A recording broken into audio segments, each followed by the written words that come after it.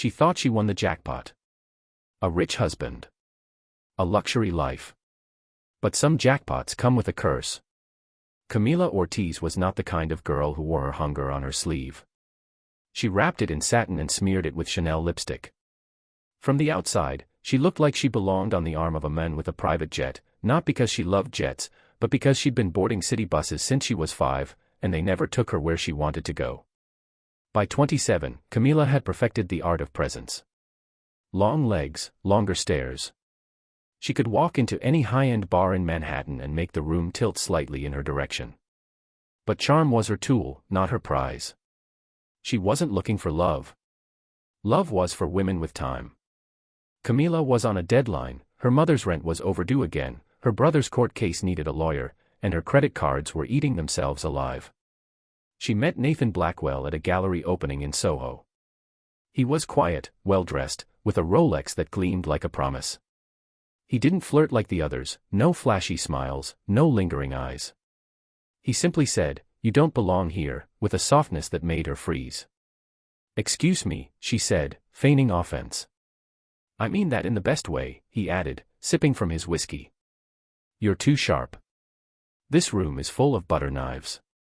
Camila laughed, not because it was funny, but because it was the first time in months a man had insulted her and made it sound like a compliment. Nathan wasn't like the Wall Street types who paraded their ambition on Instagram. There was something old money about him. The kind that never needed to prove itself. 3 weeks later, he proposed with a diamond the size of her guilt.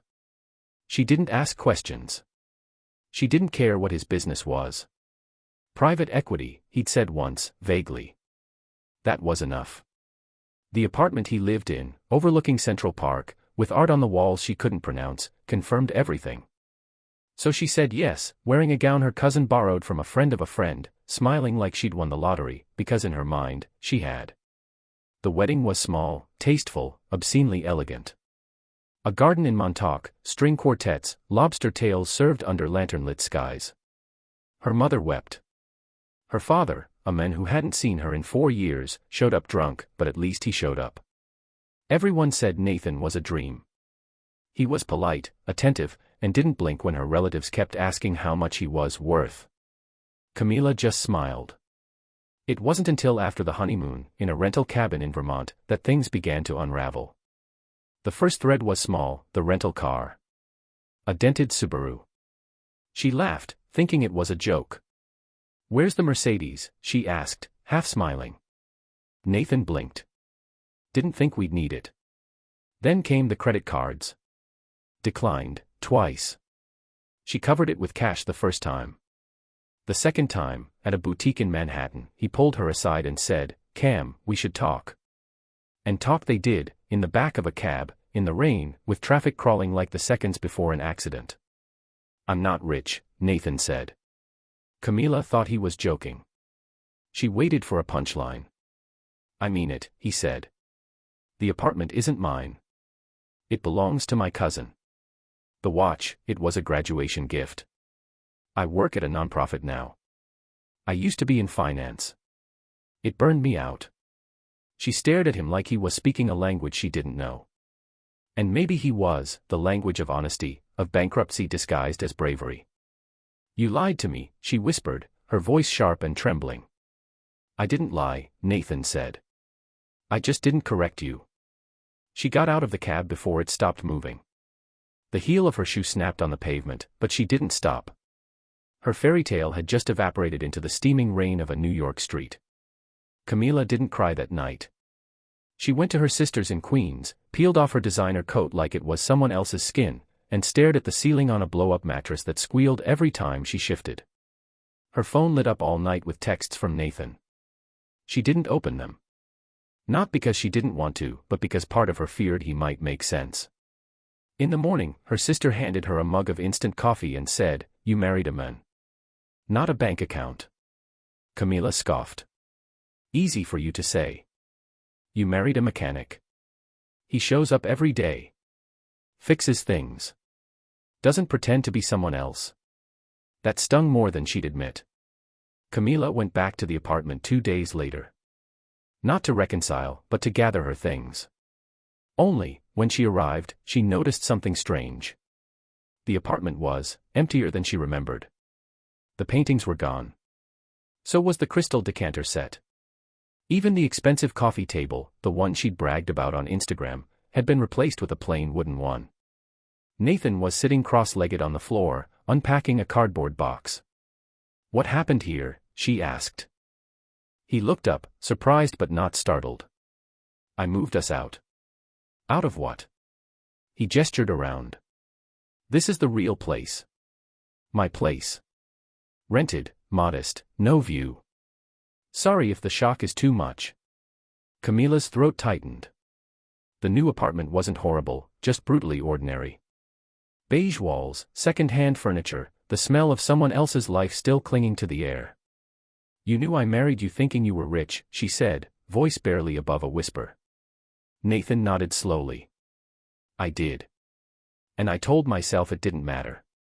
That maybe you'd fall in love with the rest of me." She wanted to scream. But the truth was more humiliating, she hadn't even tried to know the rest of him. She didn't know his favorite song. Didn't know he used to volunteer with kids or that he had a burn scar behind his right knee from a childhood accident. "How did you expect this to work?" she asked. Nathan stood, brushing dust off his jeans. "I didn't. But I wanted to believe in something that wasn't bought." That night, Camila didn't sleep. She sat in a stranger's living room, surrounded by boxes of her own clothing, and stared at a man who had become more confusing with every layer she peeled back. A liar, but not a thief. A dreamer, but not delusional. She should have left. She meant to. But in the morning, she found herself in the kitchen, boiling eggs. "I'm going to need a job," she said, not looking up.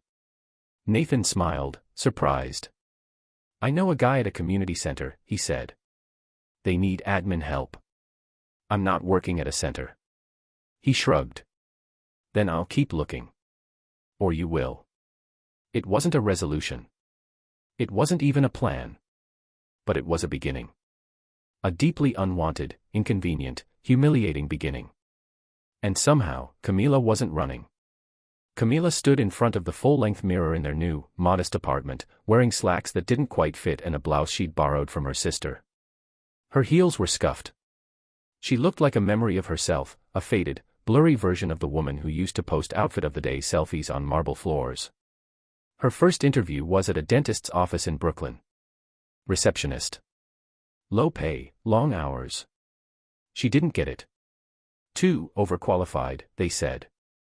She almost laughed in their faces. 3 weeks passed. She applied for 20 jobs.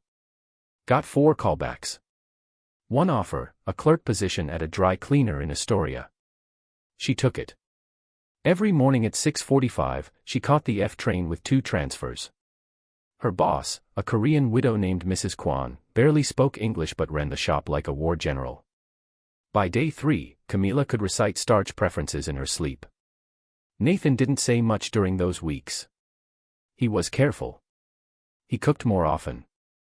Left her little notes, "Eggs in fridge, good luck today, you looked good this morning," on yellow post-its near the sink. She didn't respond, but she didn't throw them out either. The nights were the hardest. She lay awake sometimes, resenting how quiet he was. Not because he was ignoring her, but because he wasn't fighting her. It would have been easier if he yelled. Instead, he waited. Like a man who knew he'd already gambled his last truth and didn't dare offer another. One night, after 3 glasses of cheap wine, she broke. "You humiliated me," she said, eyes blurry. Nathan didn't flinch. He nodded. "I know. I married a lie." He looked up from the book he was reading. "Maybe. Or maybe you married a version of yourself you didn't like very much." She hated him in that moment. But not because he was wrong. Because he'd seen right through her, and still hadn't walked away. A month later, her brother called. Out of jail, trying to stay clean. Needed money. Camila didn't have it. Her mother was behind on rent again. Camila didn't have it. She broke down in the back room of the dry cleaner, surrounded by strangers' silk shirts and the hum of steam presses. Mrs. Kwan found her, handed her a cup of barley tea, and said, "Hard things make strong hands. Camila didn't know why that stuck. But it did. That night, she told Nathan everything about her brother, the rent, the feeling of drowning. She expected pity. Or worse, a lecture. What she got was a folded envelope. "What's this?" she asked. "Something I've been saving. It's not much. But maybe enough." She opened it. A few $100s in 20s. A handwritten note that said, "We're not rich, but we're not alone." She stared at it for a long time. Nathan didn't buy her flowers. He didn't take her on trips. But he showed up, again and again, in the quiet ways that money never could. And Camila, still angry, still wounded, found herself wondering if maybe this was what wealth looked like. Not in numbers. But in presence. In choice. In love that didn't ask to be earned. Summer came with suffocating heat and the kind of humidity that made clothes cling and tempers fray. Camila worked 6 days a week, started budgeting every dollar, and found herself obsessively checking grocery receipts like her mother used to. She told herself it was temporary. A season. But the mirror said otherwise. Her nails were short now, unpainted. Her hair tied back in practical knots. She hadn't worn heels in a month. But her hands, Mrs. Kwan was right, had grown stronger. Then, like a ghost from a gilded past, Ava Monahan walked into the dry cleaner. "Camila." Ava said, blinking behind oversized sunglasses. "Oh my God." Camila froze. Ava was an old friend, the kind who wore Chanel like a second skin and never carried cash. They'd partied together in rooftop bars, swapped tips on sugar daddies, and shared Uber Black rides like confessions. Ava hadn't changed, her perfume still reeked of money. "I didn't know you lived in Astoria," Ava said, voice a shade too loud. "I don't. I work here." A pause. A look. That microscopic flicker of judgment, the one that said, "Oh, you fell." Camila smiled tightly. "Dry cleaning is the future. Everyone's got laundry." Ava laughed, but it didn't reach her eyes. "Well, good for you. I just married a tech investor. We bought a place in Tribeca." "Of course she did." Camila nodded, biting down on every old reflex, the need to compare, to defend, to lie. That night, Camila stared at herself in the mirror and saw something new. Not shame. Not pride. Just a woman caught in the crosswind of who she was and who she might become. Nathan had been working extra shifts too. The nonprofit was underfunded, and he'd picked up freelance gigs writing grant proposals for other causes. Some nights he came home so tired he barely made it to bed. Camila started packing his lunches, not out of obligation, but because it made her feel useful. Needed. One Saturday, they went to a street fair. No plans, just wandering. They split a $6 hot dog and watched a breakdance crew perform near an old subway grate. "I thought I wanted the world," Camila said suddenly. Nathan didn't respond. He knew her well enough to let her finish. "I used to believe money would fix everything. That I could climb out of all the mess if I just married it." "And now?" he asked, gently. "I think I married the mess instead." Nathan smiled, wiping mustard from her cheek. "Then I guess we're both in it together." For the first time, she didn't flinch at the thought. The chaos wasn't terrifying anymore. It was human. Real. Even beautiful in its own backwards way. But just as the days started to feel stable, not easy, but solid, life knocked again. Mrs. Kwan collapsed in the back room one afternoon, clutching her chest. Camila called 911, rode with her to the hospital, and held her hand while she trembled through broken English. Mrs. Kwan's daughter flew in from Chicago the next day. The shop would close, she said. Permanently. Camila was out of a job. Again. She walked home in the heat, heart pounding, not just from fear, but from rage. At life, at timing, at the cruel comedy of finally adjusting only to be shoved off balance. When she got home, she didn't speak. Just crawled into bed fully clothed and stared at the ceiling fan. Nathan lay beside her, silent. After a long while, he whispered, "Maybe this is the part where it all changes." She closed her eyes. "I'm so tired of changing," she said. But deep down, in a place she rarely visited, Camila wondered, what if he was right?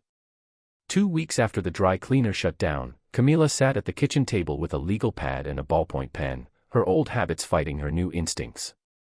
She had no job, no savings, and no patience for pity. But she had time. And time, in the hands of someone desperate enough, could become a weapon. I could start something, she said aloud. Nathan looked up from his laptop. Start what? She hesitated. I don't know. Something people actually need. Something useful. He waited. I mean, I've worked at enough places to know what bad customer service feels like. Maybe I could offer something better. Nathan smiled.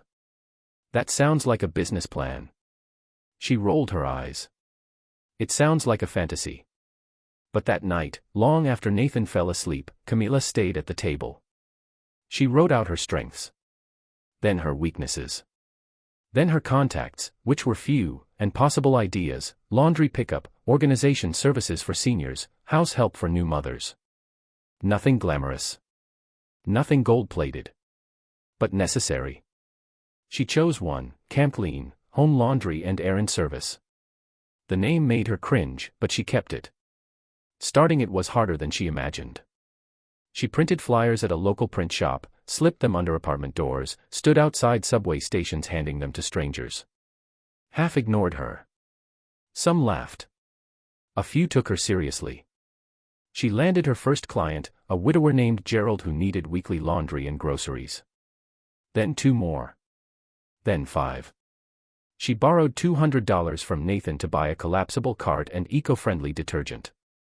By the end of the month, she had 7 regulars. Not enough to thrive, but enough to survive. And something else was happening. Slowly, without announcement. She was proud. Not of the job itself, but of what it cost her to do it, her pride, her old image, her willingness to be seen in the raw light of work. Nathan noticed. One night, as they folded clothes side by side, he said, "You're different now." She shrugged. More tired. Less delusional. He grinned. More real. But reality had its claws too. Because as Camila's business crawled forward, Nathan's nonprofit took a hit.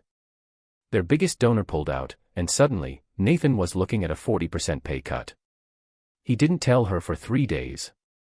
When he did, she didn't panic. She handed him her week's earnings, $218, in crumpled bills and quarters. "It's not much," she said. "But maybe enough." He looked at her like she'd just handed him the moon. "This isn't what we planned," he said. "I know," she replied. "But maybe it's what we needed." One night, a sleek black car pulled up in front of their apartment. Out stepped Camila's father, suit too large, eyes too small. He hadn't seen her since the wedding. She knew what this meant before he spoke. "I need help," he said, voice rough with old whiskey. Camila didn't cry. She didn't rage. She simply stood in the hallway, arms crossed, and listened. He owed money. He was sleeping in a borrowed car. He had no one else. "I'm not a millionaire," she said flatly. "I didn't think you were," he said. "But you're the only one who ever figured out how to get back up." She didn't invite him in. But the next morning, she slipped an envelope into his jacket while he dozed on their couch. Just a little cash. Not enough to save him. But enough to remind him someone still believed he could be saved. Nathan watched her do it and said nothing. She didn't need his approval. But she felt it anyway. Camila's business grew in small, stubborn increments. Word of mouth from one client led to another. Then 2. Then 4. She found herself hiring a neighbor, a single mom named Imani, to help with pickups and deliveries. Camila taught her everything: how to fold towels like origami, how to speak to elderly clients gently but firmly, how to smile even when you wanted to scream. In return, Imani brought laughter into Camila's world, loud, unfiltered, and contagious. For the first time in years, Camila laughed until her ribs ached. One day, after returning from a run, Camila walked in to find Nathan on a video call, face unusually tight. After he clicked off, she asked, "What was that?" He hesitated. A job offer. Her heart dropped. Where? Chicago. A different nonprofit. Bigger role. Better pay. Silence stretched like a rubber band about to snap. So, what are you going to do? She asked. He looked at her, his eyes filled with something old, not love, not fear. A kind of gravity. I told them no. I said I was needed here. Why? Her voice cracked. Because this, he gestured to their life, the modest apartment, the laundry baskets, the post-it still stuck to the fridge, this is what I want. I don't need more. I need you. She sat down, suddenly aware of how far they'd come from the lies they first built their marriage on. I spent years chasing money, she whispered. And now I'm scared of having it again. Nathan nodded. It's not the money. It's what we do with it. A few months later, Camila landed a contract with a local assisted living facility. Regular laundry service for 15 residents. It was enough to rent a small storefront and move operations out of their cramped living room. She painted the walls herself, soft yellow, and put a bell on the door. She called it Camp Clean and Care. A journalist from a neighborhood paper interviewed her. Why laundry? He asked. Camila smiled. Because it's the one thing that always comes back dirty. But you still have to do it. Like life. He didn't quite understand. That was okay. She did. Then came the twist, the one no story warns you about. Her mother collapsed at work. Stroke. Not fatal, but serious. Camila flew to Miami that night, sat beside her hospital bed, and held her hand while machines beeped in rhythm. I always wanted better for you, her mother whispered, eyes cloudy. But I didn't know how. Camila kissed her forehead. You gave me enough to survive. I figured out the rest. When she returned home, Nathan was waiting at the gate. She okay? He asked. She will be. And so would Camila. Because for the first time in her life, she didn't feel like she was faking anything. She wasn't rich. Not by Manhattan standards. But she had people who needed her. A business that was growing. A marriage that had been broken and rebuilt, not on fantasy, but on choices, hard, unglamorous, sacred choices. Camila wasn't a trophy wife anymore. She was something better. A woman who could write her own ending. And just maybe, she would. It happened on a Tuesday, almost like an accident. Camila came home after a long day of deliveries, arms aching, back tight, hair frizzed by the summer rain, and found Nathan on the floor of their apartment, surrounded by papers. What's all this? She asked, toeing off her wet sneakers. He looked up sheepishly. Financial stuff. I finally organized it. Camila dropped her bag. Organized what? He pointed to the stacks. Budgets, loan applications, business plans. For you. For Camp Clean. I think we're ready for the next step. She stared at him, uncertain. What next step? Nathan grinned, held up a printed document. You're eligible for a small business grant. I think we can franchise. The word hit her like thunder. Franchise. A thing that belonged to malls, chain stores, and glossy brochures, not to girls who used to count tips in the dark. But Nathan wasn't joking. He'd mapped it all out. He believed in her. Fiercely. Fearlessly. Later that night, lying side by side, Camila whispered into the dark, I married you for your money. Nathan didn't speak. Didn't flinch. She turned toward him. And when I found out you didn't have it, I hated you. Not because you lied. But because I couldn't pretend anymore. I know, he said quietly. But I don't hate you now, she added. Not even close. His hand found hers under the blanket. What changed? I found something better than money. He waited. Myself. Camila took the grant. Opened 2 more locations. Hired 5 women, all mothers, all hustlers, all warriors in their own way. She paid them fair wages, offered them flexible hours, and sat with them during lunch breaks like an equal. Because she was. She still lived modestly. The apartment remained. So did the yellow walls of her storefront. But there was something new in her, a kind of calm pride, not loud or greedy, but deep, like roots under cement. One afternoon, Ava Monahan walked into Camp Clean and Care again, this time with a bag of high-end clothes. "Don't ask," Ava said, her voice brittle. He left. Took the money, the dog, everything. Camila didn't say I told you so. She didn't smile. She simply took the clothes, handed Ava a ticket, and said, 2-day turnaround, if that's okay. Ava nodded, blinking back tears. And that was the end of it. Years later, Camila stood in front of a room full of young women at a community seminar. Her business now had 5 locations. She was invited to speak not as a millionaire, but as something rarer, a woman who failed, stayed, and built anyway. "I thought money would make me invincible," she told them. "But it only made me invisible to myself. I had to lose the gold to see the value of my own hands." She paused, scanning the faces. Some hopeful. Some hardened. All watching. "You don't need wealth to be worthy," she said. "You just need to stop waiting for someone else to write your story." Someone clapped. Then more. Camila smiled, the kind that came from a place not even diamonds could reach. Later that night, Nathan held her hand as they walked home. The city buzzed around them. She leaned into him and said, "I used to think I married a poor man." He laughed.